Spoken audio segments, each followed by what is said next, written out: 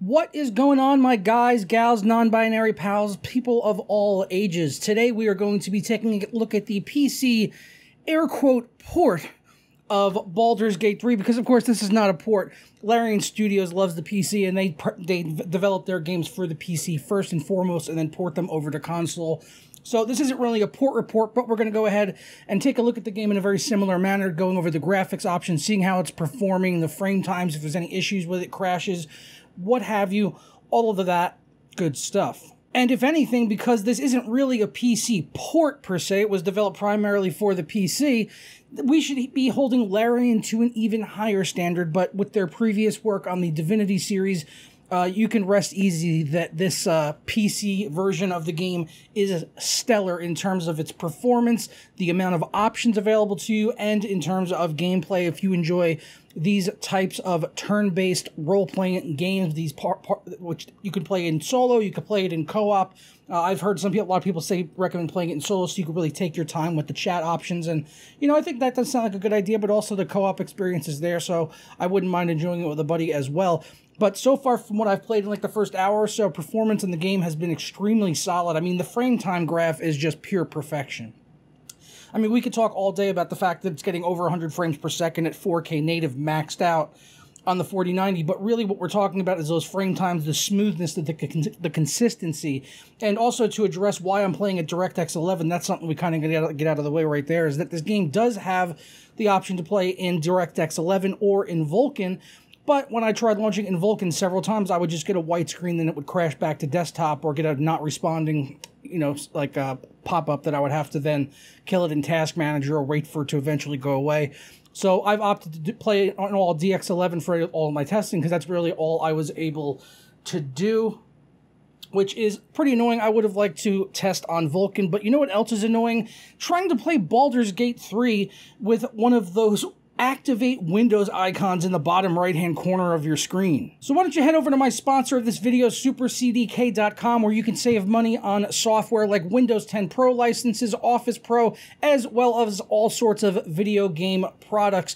But particularly if you want to get rid of that activate Windows icon and you don't want to give Microsoft $100 to do so, go ahead and grab yourself a copy of Windows 10 Pro for just $22.80, and you'll also be able to save an additional 25% off by using my code JP25 at checkout. Now, you can also upgrade this to Windows 11, or you could buy a copy of Windows 11 directly for $29.78, and again, you could use that 25% off discount code.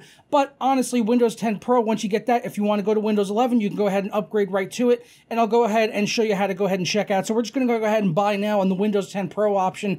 Like I said, you can upgrade it for free to Windows 11. Go ahead and put my coupon code in at checkout. That's JP25, and hit apply, and that's going to knock our price down to $17.10, so a total savings of $5.70 on that Windows 10 Pro code that you can go ahead and upgrade to Windows 11 if you want to. And once you get your code in a matter of seconds, just go ahead and hit the Windows key on your keyboard and start typing in the word activate, and you'll see your activation settings or activate Windows Now. Go ahead and just click on that, and you'll get this pop-up here, which for me opened up on the other window. Mine says change product key because I've already got my coupon, my Windows key from supercdk.com, but yours will say activate now, and you go ahead and click on that. This will come up, and just paste that code in that you'll get in a matter of seconds from SuperCDK. And once again, 25% off with the code JP25 at checkout. With that out of the way, let's go ahead and jump into the graphics options. I know you guys always want to get a look at that in there and see what kind of options we can go ahead and tweak and twist our nipples to in Baldur's Gate 3. And as I said, as a PC-first developer, Larian does an incredible job here. As you can see, we've got my display information, the RTX 4090, as well as my monitor, which is a Samsung 4K 144 Hz, which it maxes out at 143 Hz, but I'm not going to cause any issues about it. Maybe they do that to automatically, like, maybe reduce input lag or something along those lines. This is an NVIDIA GameWorks title, so of course it's got DLSS and FSR, because unlike AMD, NVIDIA doesn't block you from using that. And I've got VSync turned off so we can see where the frames can really go in playing this. And I am on a custom preset because there was a couple of things I could turn on that otherwise was turned off, even on the Ultra preset. Now, here's what we always love to see. Whenever we have any options in a game, it's nice when they give you some sort of visual comparison on the right-hand side of what those options are actually doing. And as you can see that here with the first option of model quality, we've got the differences over there of low, medium, high, as this option only goes up to high. That is the highest option for that one, and that's the case for a fair number of the options in here, but rest assured, everything in here is at the highest available setting that it has. In here, under the rest of the general settings, we've got detail distance, so your draw distance there, instance distance, texture quality, texture filtering, animation level of detail, slow HDD mode. This is going to be, if you're, I imagine if you're on a mechanical hard drive or something, this would maybe be something you would want to utilize to maybe help with some of those textures and stuff that might be streaming off of a faster NVMe, more modern, faster hard drive. So that's something you might want to use. Good option to have there. But as I'm playing off an NVMe drive, I do not need to use that. We've also got a dynamic crowd option. Underneath lighting, we've only got 3 in here: shadow quality, cloud quality, and fog quality. As I said, this is a GameWorks title, but there's not like really ray tracing or anything in it, at least not in the DX11 version. If it shows up in Vulkan, then I'm really going to be missing out on that. But as you can see, we've got DLSS in here, quality, balance, performance, and that is all we've got in there, just the 3 options, but I'm going to go ahead and leave that off. And we've also got AMD FSR 1.0, do wish it was 2.0, and also they offer a Fidelity FX sharpening if you're on an AMD card. For anti-aliasing, I chose to run it on DLAA, but they do also have SMAA and TAA, but as I'm on an RTX card that can take advantage of DLAA, Deep Learning Anti-Aliasing, I opted to go ahead and use that with the 4090. We've also got some more options down here for ambient occlusion, depth of field, which you can toggle off or run it in Gaussian or circular. It was left onto circular by default, and so far I haven't really seen too many issues with it, as it mostly just applies to cutscenes, which do look really good, by the way. We've also got depth of field quality. There's quarter and quarter denoising for adjusting the resolution and denoising of the depth of field effects. So a very interesting option, not one that I've seen before.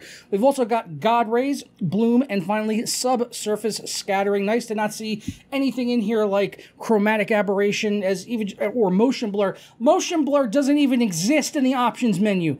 I just noticed that. Larian Studios, I take off my rainbow cowboy hat to you and stand and give you applause and a bow, sir. Motion blur does not even exist in the lexicon of Baldur's Gate 3. Do you have any idea how hard that makes my Baldurs? Pretty freaking hard. I'm going to go ahead and take a seat now before I crush them. But yeah, how about that, folks? Absolutely no motion blur whatsoever, or chromatic aberration, or any other options. They don't even exist in the menu. Oh man, that is a turn on. That is a turn on for me, folks. Let me tell you, I can't remember another time in history where I've seen a game, other than games that maybe just literally had no graphics options menu, but a game, a AAA big title coming out for the PC, and they don't even have motion blur. I don't even have to turn it off or think about it. It's just not there. What a beautiful thing. Speaking of beautiful, the game also looks gorgeous. There's obviously a lot of people are, because of the timing of the releases, one could draw a lot of comparisons to Diablo 4, even though the gameplay could not be any different. I mean, maybe some similarities there in terms of camera angle and stuff like that, but in terms of the actual gameplay, world exploration, and overall experience, it is a completely different game. But obviously, one could draw some comparisons, like I said, visually from the styling of it, and they do have a different art style for sure. I do think Diablo 4 is a better looking game, graphically speaking, but there's nothing wrong with this game at all. I'm not complaining about the graphics. I think they're absolutely fine. They suit the art style, and let's be honest, we're talking about a relatively small-ish, I mean, don't get me wrong, Larian has come a long way since the very first Divinity game, which I loved the first Divinity as well as the second one. So I've been following their, the successful game franchises they've worked on, like now including Baldur's Gate 3 and all of that. So couldn't be a bigger fan, honestly, of Larian Studios, and they've done it again here with and I think, like I said, the visuals look great, especially even in the cutscenes. I love that the cutscenes aren't just all I do get a little tired of the pen and paper style stuff of reading in the Divinity game, so I do appreciate that there's a lot more dynamic interactions and voice acting and like cinematic camera angles, and it's all sort of in-game. There are some pre-rendered cutscenes, but for the most part, a lot of the major, like character interactions and chat interactions are, done in engine and rendering in real time. So that's great to see. And they look great. The voice acting is phenomenal. I couldn't be really more pleased with it. And it really includes that D&D feel, having things like dice rolls for certain things. And, even when you're just interacting with objects in the world, there's a narrator that comes on that sort of sounds like a dungeon master DM that is essentially explaining what you're doing, even though you see it on screen. Like, you reach out to touch it and it feels wet in your hand. It's freaking awesome. It's maybe one of the most D&D games of all time. It might be the most D&D title, at least the ones that I've played. I admittedly have not played all the D&D games, like all the Dark Alliances and stuff like that. But I have, I've dabbled in a few D&D titles, but this one is so far just absolutely brilliant. Could not give it a higher rating, 10 out of 10 as far as the PC, as I said, air quote, port is concerned. It's not really a port. It's made directly for a PC, but as I said at the start, that means we really have to hold Larian to a higher standard, and I am happy to announce that they have hit that standard. Apart from the, like I said, I had issues with Vulkan loading up for me. I could not get the Vulkan version of the game to launch, and I'm on the latest driver for my 4090, which is 536.67, so not really too sure what's going on there or if anyone else has been having that issue.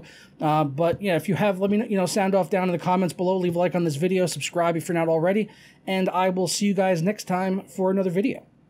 Peace.